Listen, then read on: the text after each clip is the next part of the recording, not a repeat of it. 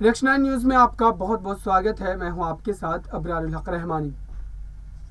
Ajit Pawar NCP के कद्दावर नेता हैं, लेकिन उसके बावजूद भी आप देखिए कि उनकी तरफ से जिस तरीके के कदम उठाए गए और कई बार उसको लेकर के उन पर भरोसा करना शरद पवार के लिए भी घातक साबित हो सकता है।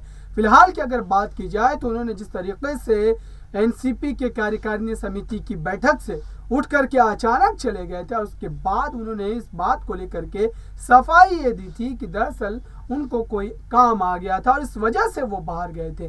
साथ ही आपको बताऊं कि जब अजीत पवार उठ करके गए उस समय ही जो उनके समर्थक वहां पर खड़े थे उन्होंने नारेबाजी करनी शुरू कर दी। लेकिन अब जो खबर आ रही है महाराष्ट्र की सियासत को काफी दहलाने वाली और साथ ही अजीत पवार के इस बड़े कदम से शरद पवार को एक तगड़ा झटका लगने वाला है।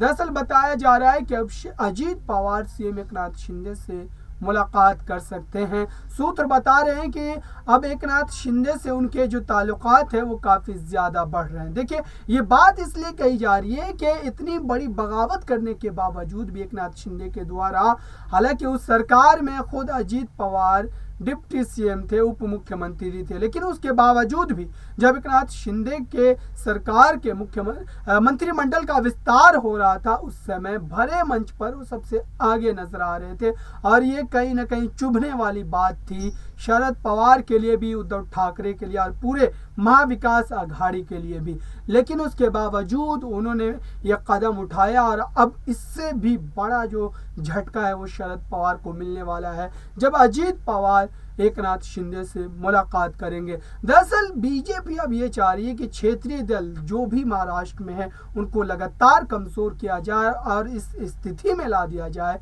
कि फिर वो दोबारा चुनाव में आने के और प्रचार प्रसार करने के लिए उनके पास जो ताकत है और जो एक तरीके से कार्यकर्ताओं का जो एक मनोबल होता है वो तैयार नहीं रहा और वो एक तरीके से पिछड़ते नजर आए और इसी रणनीति के तहत लगातार जो है बीजेपी काम कर रही है।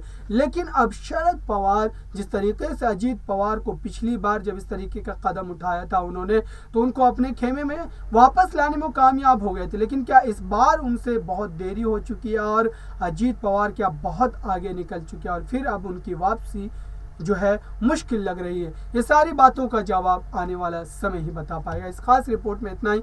देखते रहिए ताज़ा तरीन खबरों के लिए नेक्स्ट 9 न्यूज़ को। धन्यवाद।